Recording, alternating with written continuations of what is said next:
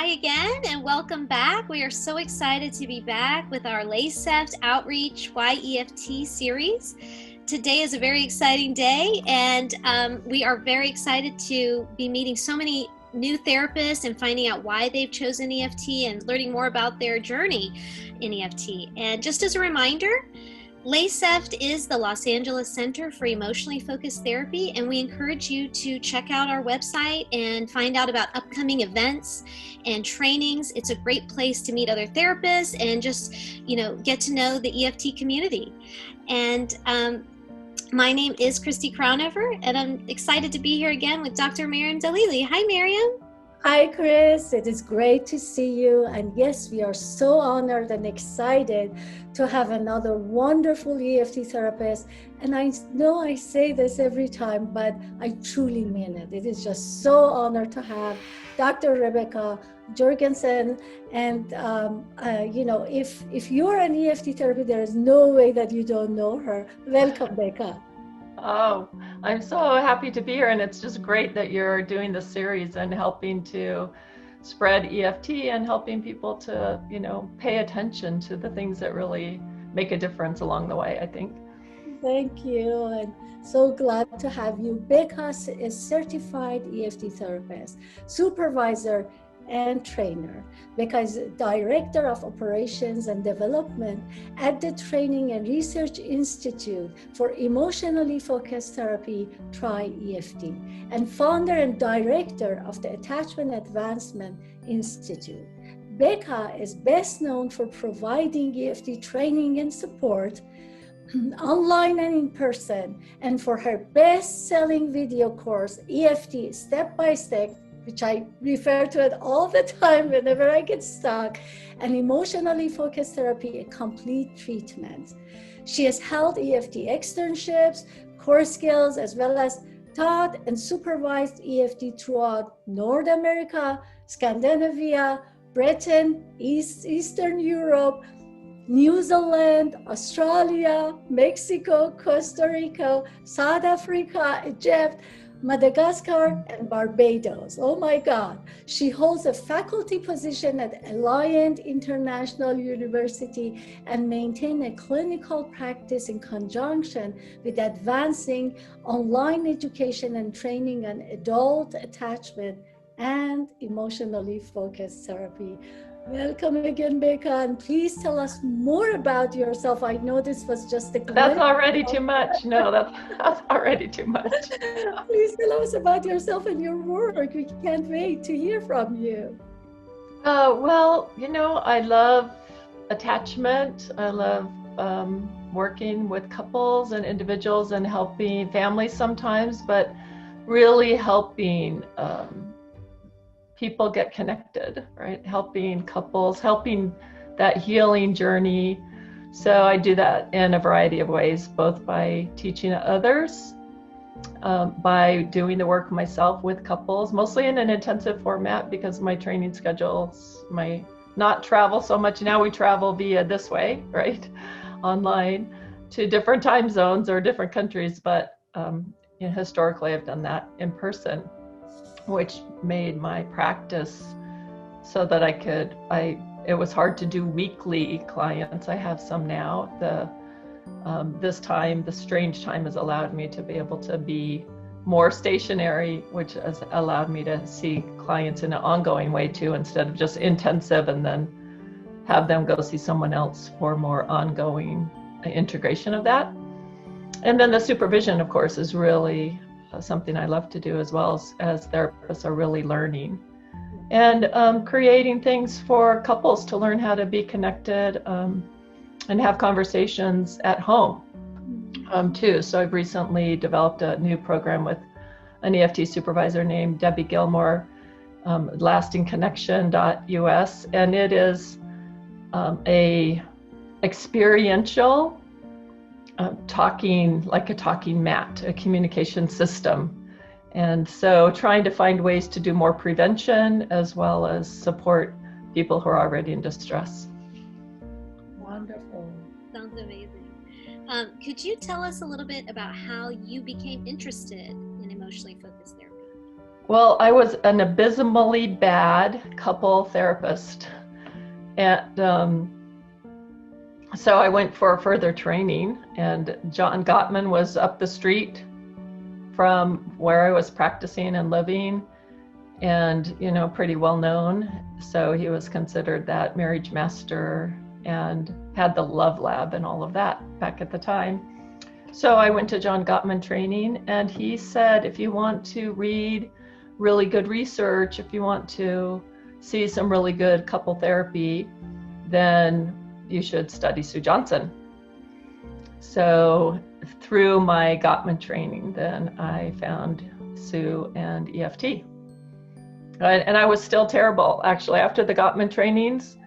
So there's some research about how well couple therapists do with couples who don't, especially who don't have specific couple training. And it's about 25 to 30% success rate. If just the average clinician coming out, seeing couples, because most of us will see couples even when we don't have couple training. And so mine was like worse than average. I was more like 18 to 20%, 15 to 20% success rate, which meant most of the couples that I saw, by and large, the majority, you know, of couples that I saw would split up, and they came in wanting to be together. And that felt horrible. It just felt really horrible. So I went to Gottman, got some more training, and that bumped me up to average.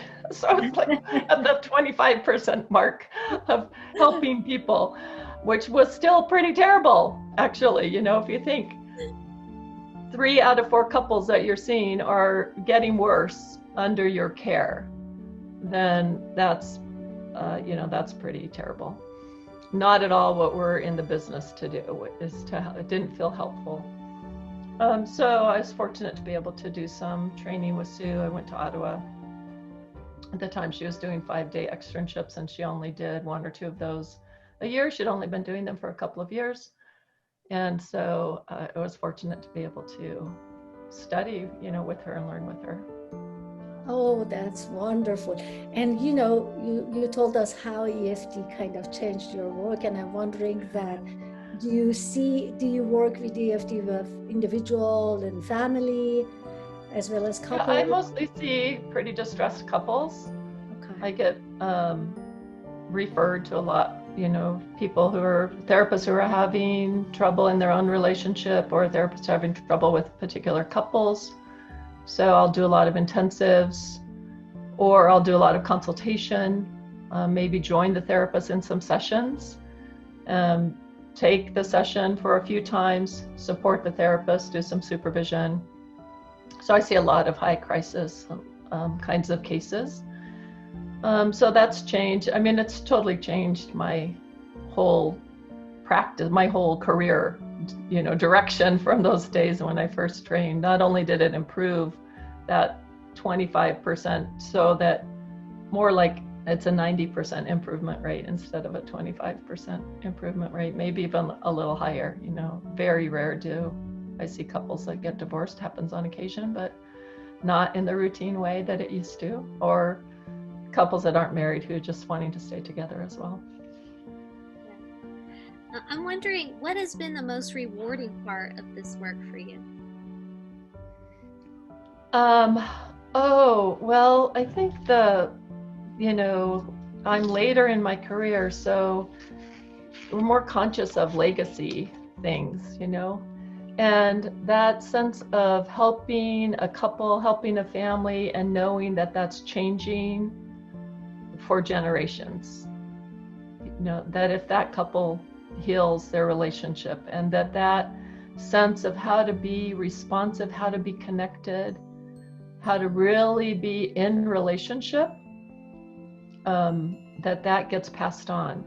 And of course, that's improved my own life too. So I didn't know any more about being in relationship than anybody else. Just because you're a therapist doesn't mean you know how to do it.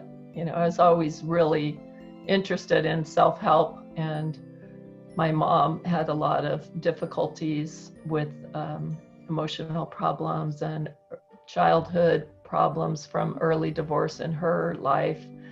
and my dad as well. Life is hard, and so family was hard, and relationships, we didn't know how to do them. I didn't come from the family that I would say I came out with security. I didn't. I came out with insecure attachment style.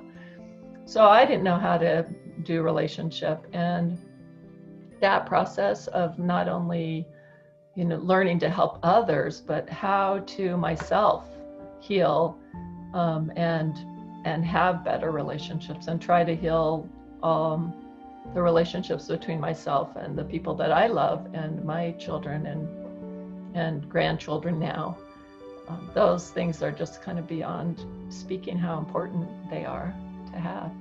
Yeah, thank you for sharing that. It is very important, and I can see it in my own personal life as well, as you're just suggesting, that how EFT is helping, relationships in the marriage, and with the children. And I'm in the process of taking a lot of trainings, and I'm wondering, what kind of training have you enjoyed the most in your journey of EFT? Well, there's not an EFT training that is not enjoyable. So it's more, how do you sequence them? When do you take them? I take an externship as a volunteer helper. I call it service learning, at least once a year. So I've continued across my number of years since the first externship with Sue to take another. And then, of course, any master classes or things that are going on, I try to be involved in, get exposure to. I'll tell you the most recent one that I've been involved in that has been so powerful is emotionally focused therapist with interpersonal partner violence course. And that's just fantastic to think about how we can really help couples, not only in high distress, but in very dangerous, physically dangerous, because first world problems, the danger is the disconnection, and that is big, and it does create all kinds of disease and all kinds of problems and distress and, financial problems. What it creates is really disastrous. But to make it when couples are really in danger, physical danger, because they're fighting for connection in a way that actually is, in additionally to emotionally dangerous, being physically dangerous, that was a very powerful training, and I really enjoyed it a lot. Interesting. I'm also wondering, what have you found to be the most challenging aspects of either learning EFT or teaching EFT? Well, the most challenging aspect for learning EFT was my own shame blocks. Like Sue would say, watch your videos. And I try to watch my videos, and I was a good student. So most of us are pretty good students. You don't go through graduate programs without, knowing how to achieve things, right? So I knew to listen to what she said and try to do what she said. But so I would turn on my videos and watch, but not be present with what was happening. And when I was present, it was really distressing and critical. And most of the time I just froze. I couldn't see anything new. There was no curiosity, no openness. I was just like watching, had no idea what I was watching for. I had no idea, like, oh, I might have done something different here or there, or, oh, that's the cycle showing up right now. So I didn't know, I did it. But the hardest thing is that one, I would kind of shame freeze, and also I didn't know what to watch for. So that was probably the hardest part. And then also the delay, because, I'm dating myself, but I've been at it for a long time. So we would, used a big VHS camera, and I would send those big VHS tapes with a cassette tape across the country to a supervisor. There was very few, and it was different times, so there was only a couple of people available. And it would be 4 to 6 weeks before I'd get any feedback. So those were kind of the hardest things. Was there a part B to that question? What was the hardest? That was the hardest. Self of therapist, and then access to help. Yeah. Totally agree. That's really hard to watch our own videos, and we can be the most critical for ourselves, going through this process. But having great supervisors, I am in one group supervision with you, and I truly enjoy it. And we were talking before you come in, and Chris was saying, how do you show your clients to Becca? And I say, she's so warm and kind and gentle that, I start being gentle to myself as well. So what advice do you have for therapists wanting to start EFT and learning EFT? So, of course, taking the pathway trainings toward certification is really helpful. And then being connected to community. This is an attachment model, and we don't learn it in isolation. It's hard to learn by yourself.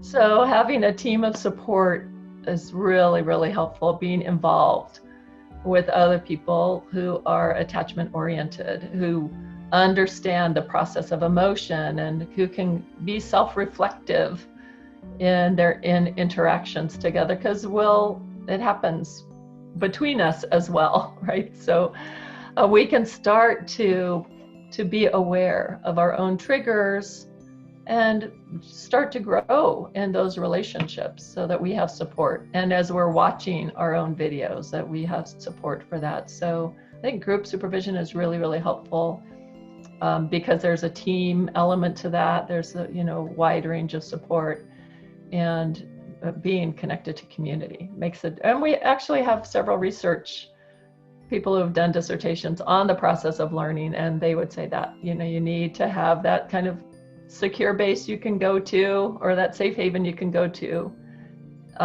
so that you can learn to explore, feel more safe and comfortable on the therapist's seat.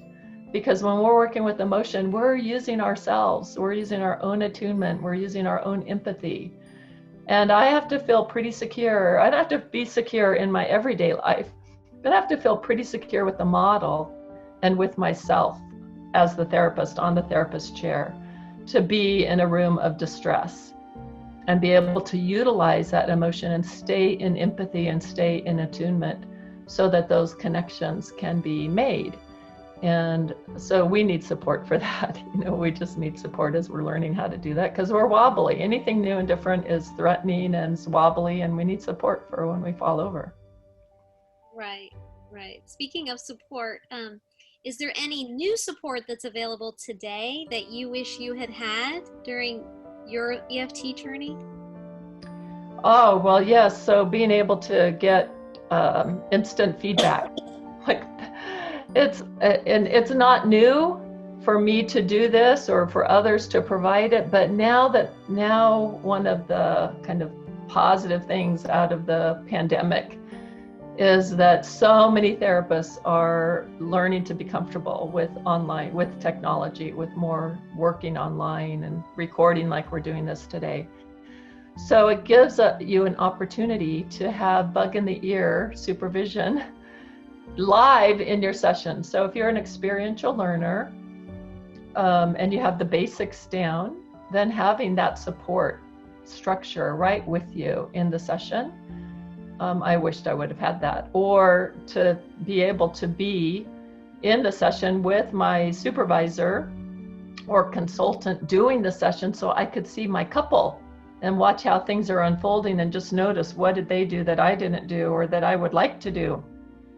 I was in my postdoctoral internship before I ever was in the room with someone else working. And so many of us don't have the opportunity to have others watch our work or to see others working. So that, I think we have this really rich opportunity now to do consultation sessions if you've had anyone that's had the externship, for example, we do those live demo sessions. Well, you can just have your supervisor or trainer or someone come in and do a live session with you without any audience and get that kind of help, support, supervision. That's very exciting. That's happened here in 2020. Many of us have been doing that for a long time, but the therapist's comfortability with doing that now makes it so much more accessible. Yeah, that's true. Becca, well, what kind of any pointers for therapists working through certification? What can you suggest? Well, having the Tango, is so helpful. And I think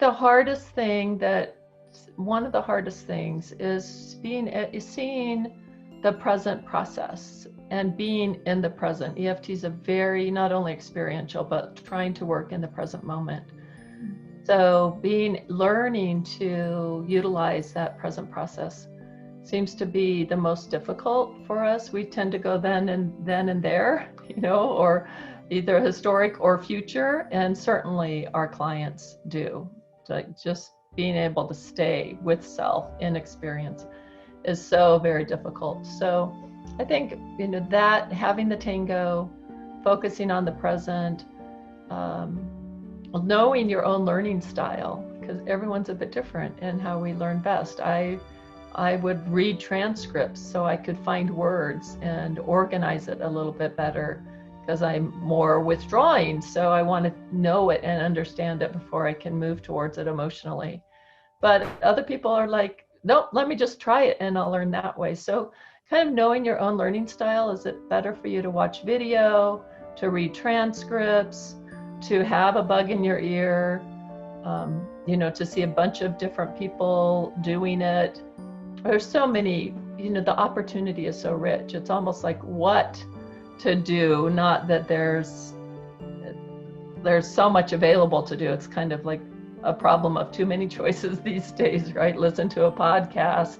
I just think kind of doing something weekly, if not daily, to have a touchstone to attachment and the attachment frame and present emotion with others, not just by ourselves. But if we have a hard time with emotion, doing our own process, like that process of emotion, cue, danger, bodily response, and then the meaning, the emotion, the meaning making, and the action tendency, to become aware more and more of our own, so that we can feel that. When I was learning, and we didn't have so many helps as we do now, and as a more withdrawing person as the therapist and in my personal life, I would go to my room, and Gendlin's focusing was like the closest thing we had to becoming aware. And so he had a focusing technique that I would use to try to connect, what's happening and what was the trigger, what am I feeling now? Where does that come from? So I could learn to think about it and feel it and stay with it. So I think kind of knowing ourselves and our own process, both for learning and moving towards, what makes it easiest for us to move towards learning, and then build on those strengths. That's so helpful. Thank you. Unfortunately, we're getting to the end of our interview, and we always end our interviews with the same question. We'd like to ask you, how would you sum up EFT in just one sentence? Oh, so that's such a hard question. In one sentence, I would say emotionally focused therapy is an amazing gift and a process for healing and creating connection that you want to grab onto it, because it makes such a difference. So it's an amazing process, and that will make a difference in your life and in the lives of the clients that you work with. Wow. Thank you. Really, wow. Thank you so much. Thank you for what you're doing. for so Thank many. you for accepting our invitation. Thank you. We really Thank you. appreciate Thanks it. for all your service and helping EFT to grow. And we're just trying to make the world a little bit better place, right? That's right. Thank you. Thank you. Okay. Bye-bye. Bye.